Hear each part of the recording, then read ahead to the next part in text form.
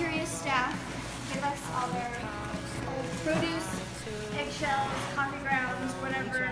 Don't compost meat products. We're taking it out to the composter. We fly far away. Hold your horses now till the sun goes down. Through the woods we ride to the mountains south. Hold your horses now till the sun goes down. Through the woods we ride. This is the compost bin, and the actual bin itself was already built before, but it didn't have a lid, so this is the lid that we built for it.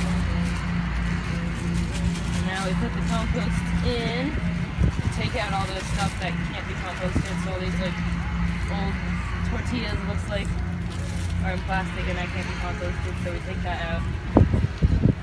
And right here are the beds where we grow the food that is not planted yet, but it will be. And that is what gets donated.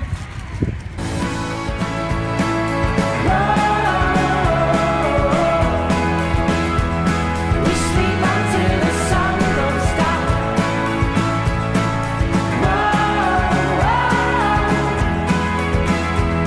We sleep until the sun goes down.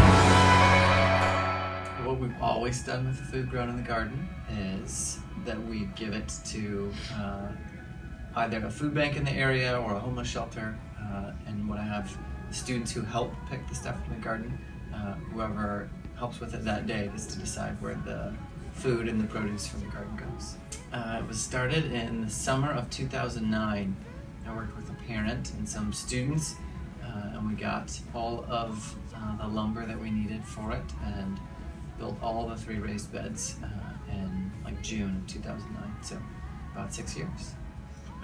I would say Indianapolis being a city, especially where we are, it's fairly urban, all the way from where we are through downtown. In a lot of urban areas, there aren't lots of grocery stores or farmers markets or things like that that provide produce.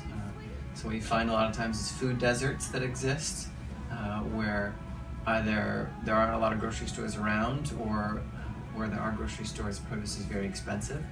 So something like what we do, organically raising vegetables and crops and things like that, that we can provide to homeless shelters and other places, food banks that don't normally get that kind of produce, is kind of providing a market or providing goods to a market that doesn't often have those goods.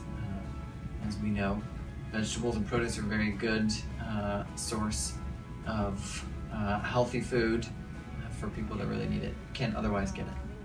We have done a lot of different things, but what the shelters and food banks usually ask for are kind of the staples, things that they know the people at their agencies will always want. So oftentimes tomatoes are a big one, so we always have one bed dedicated totally to tomatoes. We've done peppers a lot in the past, we've done green beans, cucumbers, and lettuce have all been some of the things that we've grown the most.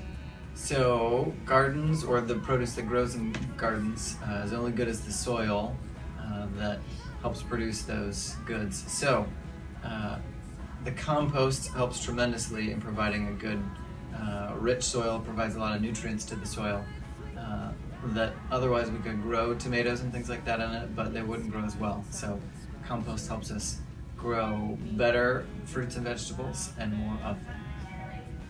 As I looked around, I began to notice that we were nothing like the